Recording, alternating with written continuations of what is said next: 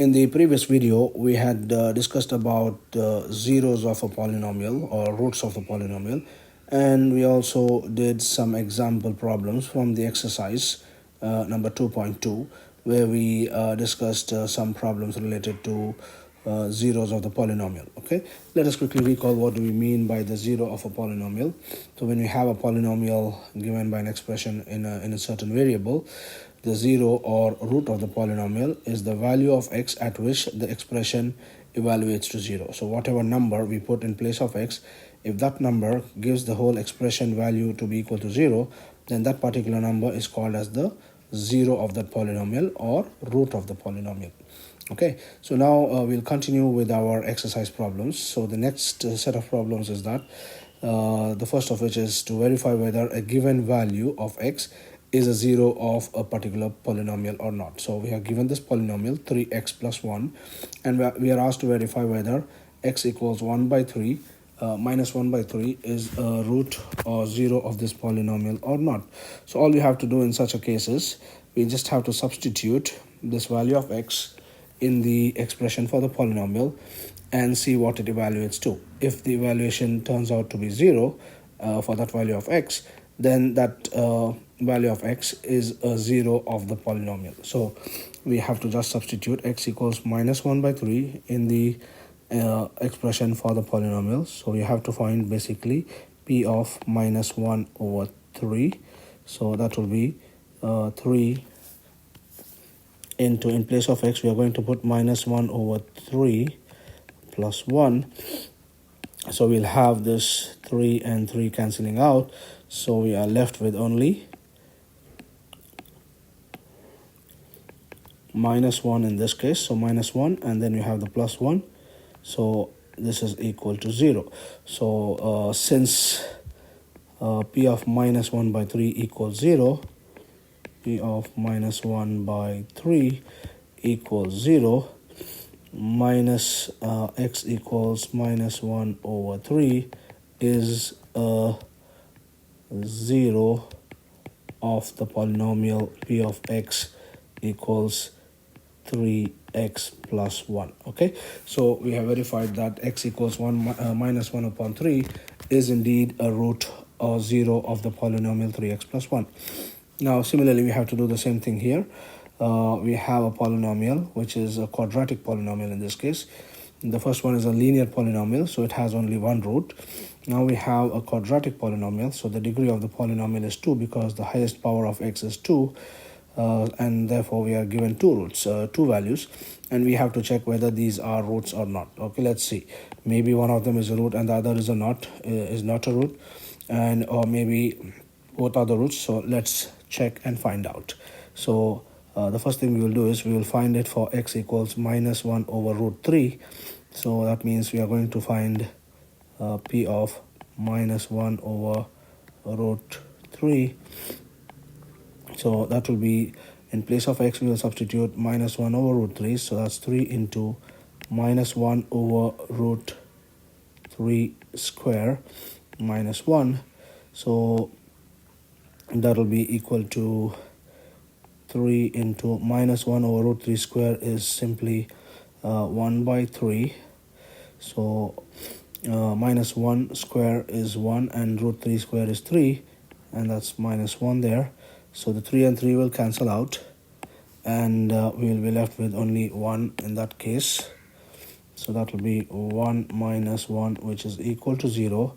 So therefore x equals minus 1 over root 3 is a 0, or equivalently we can also call it as a root of p of x. Let me write that x properly. Is a root of p of x equals 3x square minus 1. Okay, so we have shown that this value is indeed a root of that polynomial. So let's check it for the other value as well. So the other value is 2 over root 3. So we will just substitute in place of x the value 2 over root 3. So that's p of 2 over root 3. So that will be 3 into 2 over root 3, the whole square, minus 1, and so that will be 3 into 2 square is going to be 4, divided by root 3 square is 3, and minus 1. So that's only the 3's will cancel out. So 3 and 3 cancels out, and therefore we are left with only 4 in that case. So that's 4 minus 1, which is equal to 3. So it's not equal to 0. 3 is not equal to 0. So therefore x equals 2 over root 3 is not a root of p of x equals 3x square minus 1. Okay, so clearly we have one of these values as a root, the other is not a root. Now minus 1 over root 3 is a root because p of minus 1 over root 3 equals 0. But the other number 2 over root 3 is not a root because when you evaluate the polynomial at 2 over root 3, we get a value of 3. So therefore it is not a root or 0 of that polynomial. But we also know that since this is a quadratic polynomial with a degree of 2, it must have 2 roots. Okay, one of the roots is known here, which is minus 1 over root 3. What do you think is going to be the other root in this case? What other value of x when we substitute here will give us 0? Just as we have minus 1 over root 3, if you put plus 1 over root 3, okay, just think about it. If you have it as plus 1 over root 3, so without the minus here, so the 1 over root 3, the whole square will also be 1 over 3, and the 3 and 3 will cancel, and we will get 1 minus 1 equals 0 for x equals plus 1 over root 3 as well. Okay, so we are not asked to find that in this problem, but we can intuitively see that the other root is plus 1 over root 3. So there are 2 roots for this polynomial. One of them is minus 1 upon root 3, and the other one is going to be plus 1 upon root 3. Okay, so we'll not be solving that, but just for the information, I'm giving you that idea. So it's a quadratic polynomial, therefore it is having 2 roots. One of the roots is minus 1 over root 3, and the other root is going to be plus 1 over root 3, because when you substitute plus 1 over root 3 in this expression, we are going to get also 0. Okay, let's move on to the next problem. This is a very general one where we are asked to check whether instead of giving numbers, we are given symbols here. So again, the procedure is going to be the same. In place of numbers for L and M, we are given some symbols there. So don't worry about it. All you have to do is the same procedure. In place of x, put whatever is the value of x that is given to us, and see if that value or if that polynomial evaluates to 0 at that value of x. Okay, so we are given the value of x as minus m upon L, so that means we have to find p of minus m upon L. So in place of x, we will put whatever is given for x, and we will substitute that in the expression for the polynomial. So it is L times x. That's L. Let me write that L properly.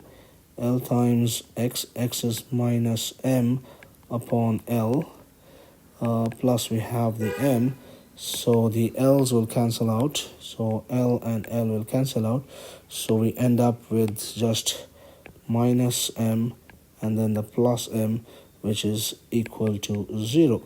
So therefore we can now say that therefore x equals minus m upon L is a root of p of x equals nx plus m. Okay, so the procedure is very simple. If you have to check whether a given value of x is a root or not, just substitute that value of x in the polynomial and check what it evaluates to.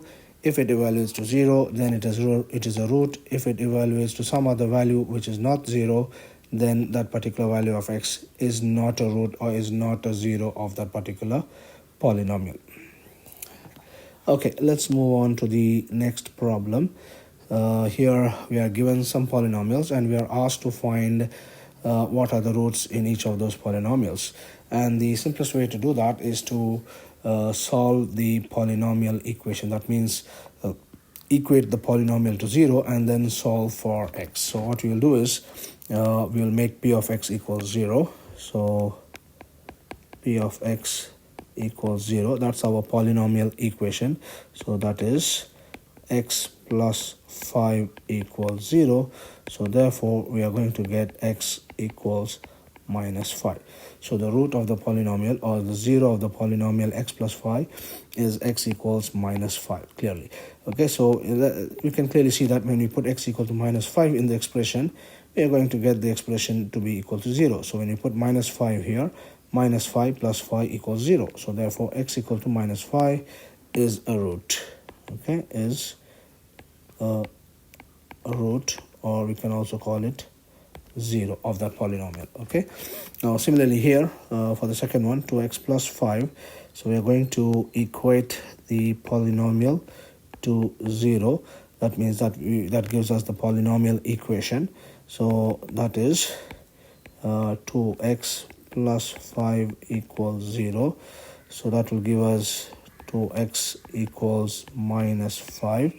So that will give us x equals minus 5 over 2. So that is our root.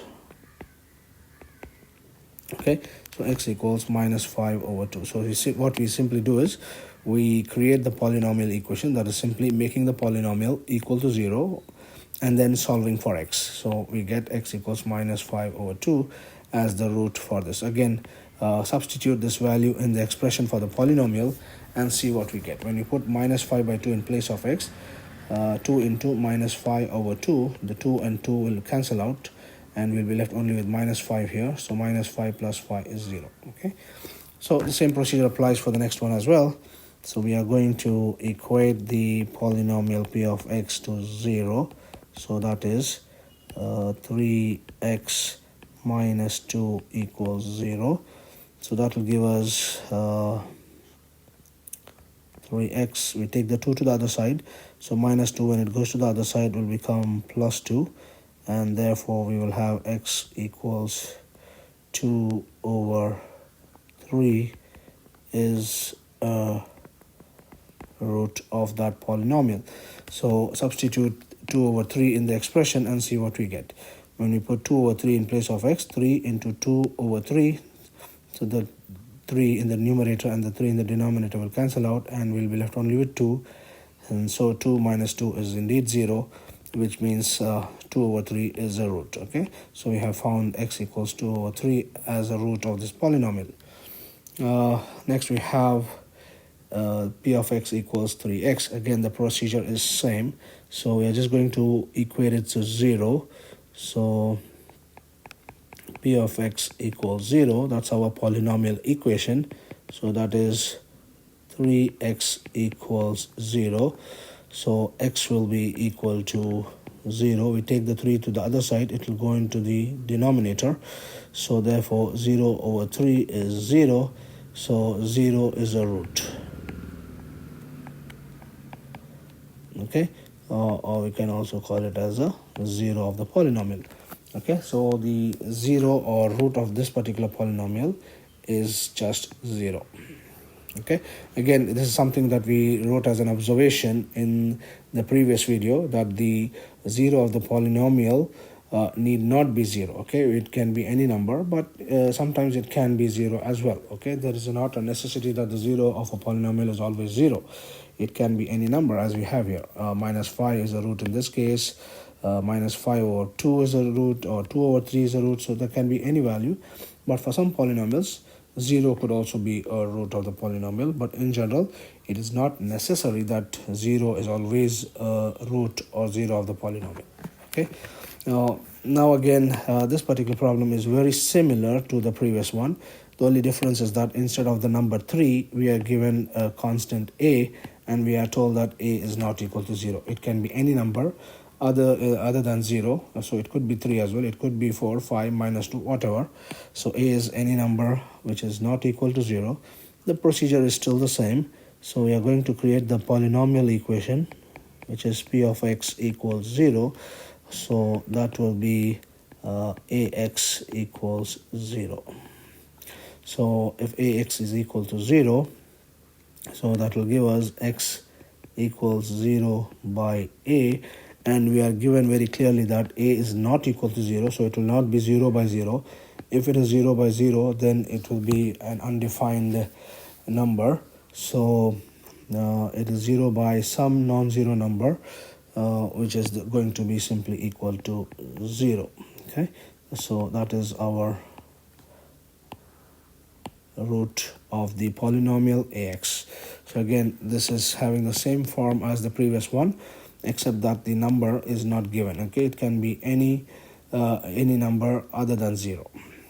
Okay, next, the final question in this exercise is p of x equals cx plus d. So again, it is similar to the examples like 2x plus 5 or x plus 5 or 3x minus 2. So it is a cx plus d. Okay, so if I compare it with this, cx is 2x, so c equals 2 plus d is 5. Okay, so it has something similar, except that in place of the numbers we are given some symbols. Okay, and those symbols can take on any numbers other than 0 for c, and d can be any other real number. Okay, and however d can be 0 as well, so it doesn't matter. In general, let's see what we get as the expression for the root of the polynomial. So what we will do again is we will equate the polynomial to 0. So again, that is going to be cx plus d equals 0. So when we take the d to the other side of the equal sign, so we'll get cx equals minus d. So now we can take the c to the other side. So c, since it is multiplying x, when it goes to the other side, it will go to the denominator, so it will become minus d divided by c is the root. Okay, again, we are given that c is not equal to 0, so it's given in the question here, so the denominator here will not be 0. However, the numerator can be any number. It can be 0 as well. If it is 0, then 0 by some non-zero number, the root will become 0. If d is not equal to 0, then it will be, let's say if d is 2, then it will be minus 2 divided by whatever is the value of c. Okay, so however, if d turns out to be 0, so for any value of c, the root will become 0. Okay, so we have seen how to find the roots of the polynomials. A simple way is to simply equate the polynomial to 0 and create the polynomial equation, and then solve for the variable x, and that will give us the root of the polynomial. If we have a linear polynomial, that is a polynomial with degree 1, then we will end up with only one root, like in all these examples. Later on in subsequent videos, we are going to see polynomials of degree 2 as well as 3 and so on, and we will see that they will have more number of roots. Okay, for example, for degree 2 there will be 2 roots, and we will see how to find those 2 roots, and there are different procedures how to find the roots. So similarly, for a cubic polynomial which has a degree of 3, we will also see how to find the root of that polynomial, and we will also see some theorems related to polynomials and the roots of the polynomial. The two particular theorems of importance, called as the factor theorem and the remainder theorem. Okay, we will talk about all those in the next video.